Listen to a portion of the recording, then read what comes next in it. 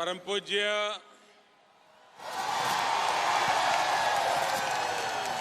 गुरुदेव श्री श्री रविशंकर जी,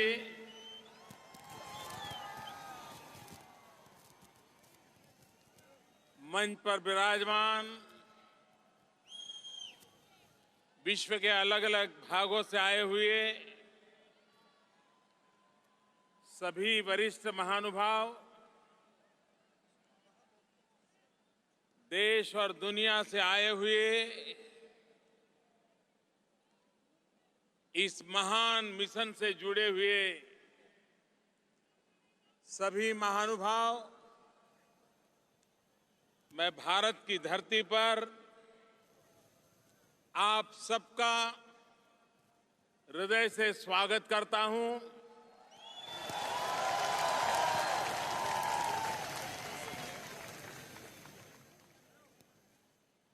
भारत कितनी विविधताओं से भरा हुआ है, विश्व को देने के लिए भारत के पास क्या कुछ नहीं है।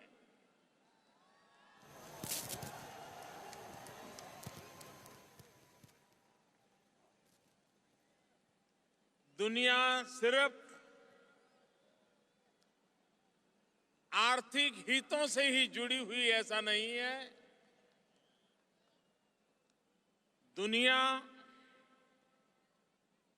मानवीय मूल्यों से भी जुड़ सकती है और जोड़ा जा सकता है और जोड़ना चाहिए भी।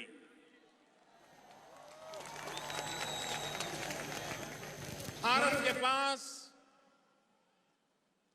वो सांस्कृतिक विरासत है, वो सांस्कृतिक अधिष्ठान है जिसकी तलाश दुनिया को है। हम दुनिया की उस आवश्यकताओं को कुछ न कुछ मात्रा में, किसी न किसी रूप में हम परिपूर्ण कर सकते हैं, लेकिन ये तब हो सकता है जब हमें हमारी इस महान विरासत पर गर्व हो, अभिमान हो। अगर हम ही अपने आप को कोसते रहेंगे, हमारी हर चीज की हम बुराई करते रहेंगे, तो दुनिया हमारी ओर क्यों देखेगी। मैं श्रीमान श्री श्री रविशंकर जी का इस बात के लिए अभिनंदन करता हूं कि 35 साल से छोटे से कार्यकाल का ये मिशन दुनिया के 150 से ज्यादा देशों में इसी ताकत के भरोसे आप फैल चुका है, उन देशों को अपना कर चुका है।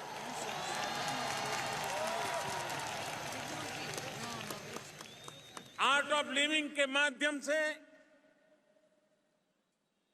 विश्व को भारत की एक अलग पहचान कराने में इस कार्य ने बहुत बड़ा योगदान किया है।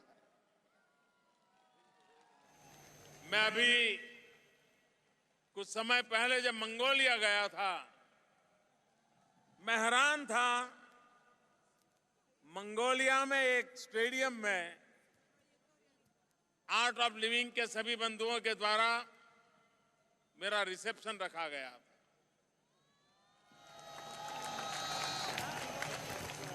उसमें भारतीय तो बहुत कम थे, पूरा स्टेडियम मंगोलियन नागरिकों से भरा हुआ था और उन्होंने भारत का तिरंगा झंडा हाथ में लेकर के जिस प्रकार से भारतीय संस्कृति का परिचय करवाया, ये अपने आप में बहुत ही प्रेरक था। जहां पर राजशक्ति और राजसत्ता की पहुंच नहीं होती है, ऐसे स्थानों पर भी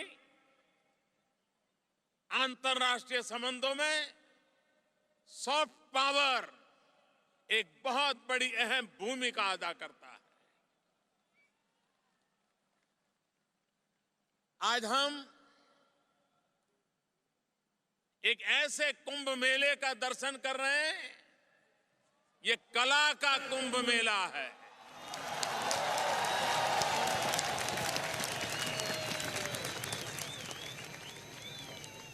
भारत के पास ऐसी समृद्धि थी कि यहां कला पूर्णतया विकसित हुई थी। ये धरती ऐसी है जहां हर पहर का संगीत अलग है। सुबह का संगीत अलग है तो शाम का अलग है। और इसलिए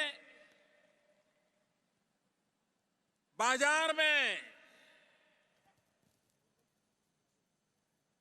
अगर संगीत की दुनिया को खोजने जाएंगे,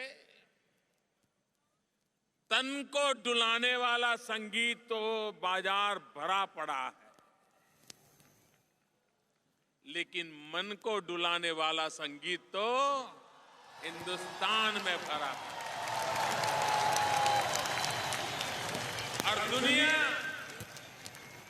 अब मन को डुलाना चाहती है, और यही संगीत की साधना है जो दुनिया के मन को डुला सकती है।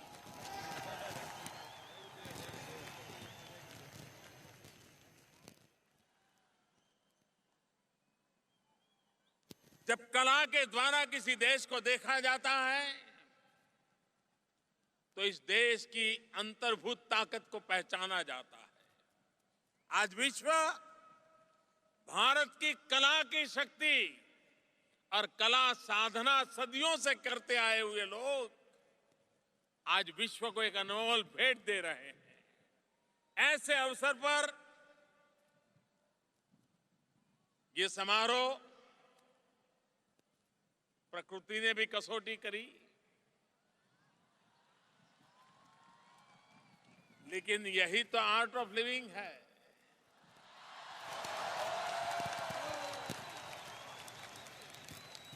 सुविधा और सरलता के बीच जीने के लिए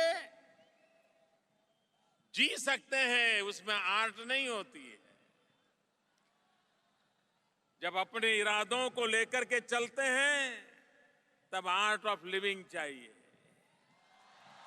जब अपने सपनों को लेकर के चलते हैं तब आर्ट ऑफ लिविंग चाहिए। जब संकटों से जूझते हैं तब आर्ट ऑफ लिविंग चाहिए। जब अपने लिए नहीं औरों के लिए जीते हैं तब आर्ट ऑफ लिविंग चाहिए।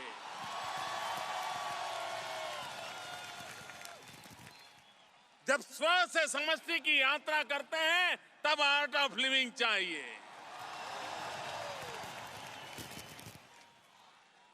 जब मैं से छूट करके हम की ओर चलते हैं तब आर्ट ऑफ लिविंग चाहिए।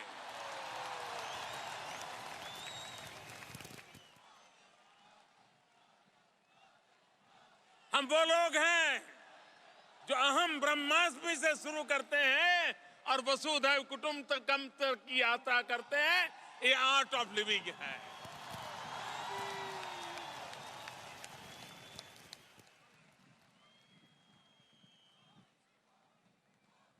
हम वो लोग हैं जिन्होंने उपनिषद से उपग्रह तक की यात्राएं की है,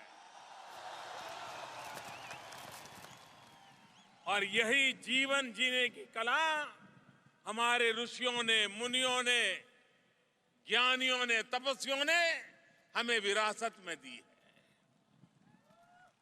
संकटों से जूझ रहा मानव, वैयक्तिक जीवन में समस्याओं से जूझ रहा मानवी, भारत की पारिवारिक संस्था,